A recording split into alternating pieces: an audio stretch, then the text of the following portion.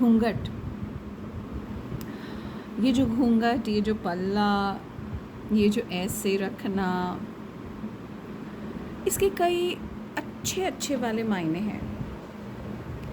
अब down the line कई generation से भ्रम फैलाए जा रहे हैं कई चीज़ों के बारे में। मतलब आज ये मेरे को लगा कि इसके बारे में शायद मैं अपने विचार व्यक्त करूं और आप उसे विचार और विमर्श करूं। सो इट इज़ नॉट कि ये कोई बंधन है, मतलब मुझे ऐसा लगता है ये कोई बंधन थोड़ी ना था।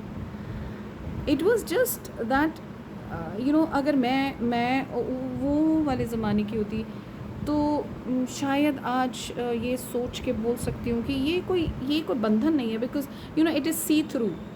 आई can see from it, not that clearly, but मैं इसे देख सकती हूँ, लोगों की शक्ल देख सकती हूँ, आसपास चीज़ें अच्छी तरह देख सकती हूँ। सो उस वक्त पर अगर मैं होती तो शायद ये एक this is also a protection, जैसे हम सब करते हैं ना, कवच, इविल आइज़, इविल चीज़ें।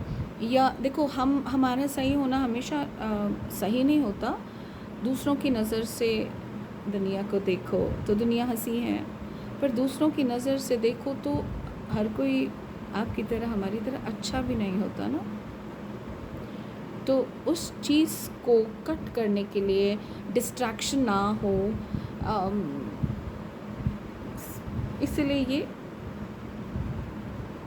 अब घरों में हम सब थे तो वो एक रिस्पेक्ट फॉर्म आ गया।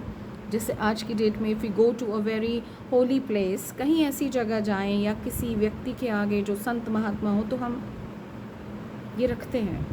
This is a mark of respect, dignity, self respect. And उस टाइम पे ऑफ कोर्स कि भाई अगर मैं अच्छी हूँ और आप अच्छे हो, उसका मतलब ये नहीं कि दुनिया की हर नज़र अच्छी हो, तो हर गलत नज़र इट्स बेटर कि डिस्ट्रैक्शन ना हो किसी और को। तो आप बिल्कुल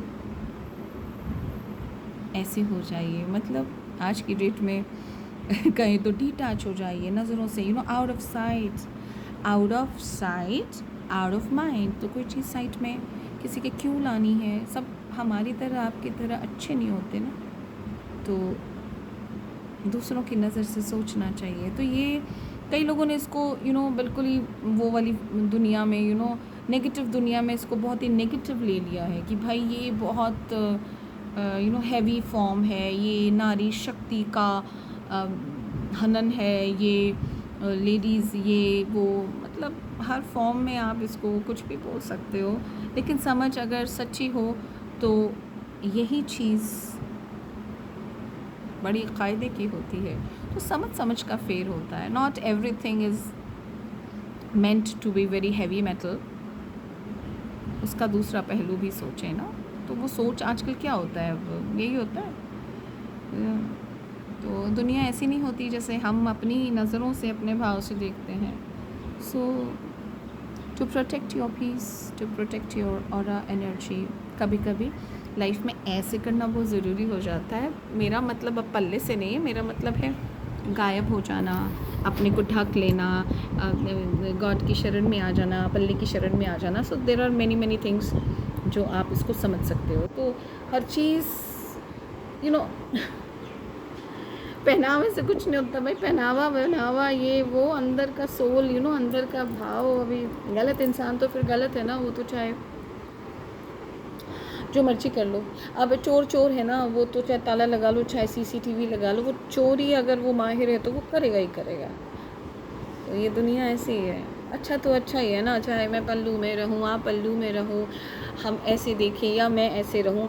जो मुझे अच्छे भाव से देखेगा उसके लिए मैं अच्छी हूँ, और जो नहीं देखेगा उसको राम राम, सत श्री अकाल, कैलाश, नमस्ते, प्रणाम। सो हर पहलू को बोझ ना समझें। उस बोझ को डाइल्यूट कैसे करते हैं वो समझना ही मेरे ख्याल से बहुत अच्छी बात है। वरना तो हम सबकी बातों में आते रहेंगे, लड़ाइयाँ झगड़े ये वो फलाना दिमकर पूरी दुनिया में इसीलिए हो रहे हैं। समझ का फेर है। वो ज़माना हमारा ज़माना, ये ज़माना मेरा ज़माना, आपका ज़माना। ज़माने सारे बहुत अच्छे हैं, तब भी बहुत अच्छा था, अभी बहुत अच्छा है, आगे भी बहुत अच्छा होगा। बस अच्छे विचार अच्छे चीज़ समझ लाओ ना, ऐसे थोड़ी ना है भाई।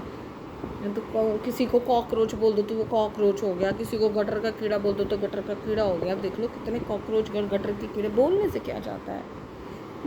अब कोई कुर्सी में बैठ के भी कुर्सी नहीं संभाल सकता, देश के अपेक्स में बैठ के भी नहीं कर सकता, शक्ल होने से, सूरत होने से,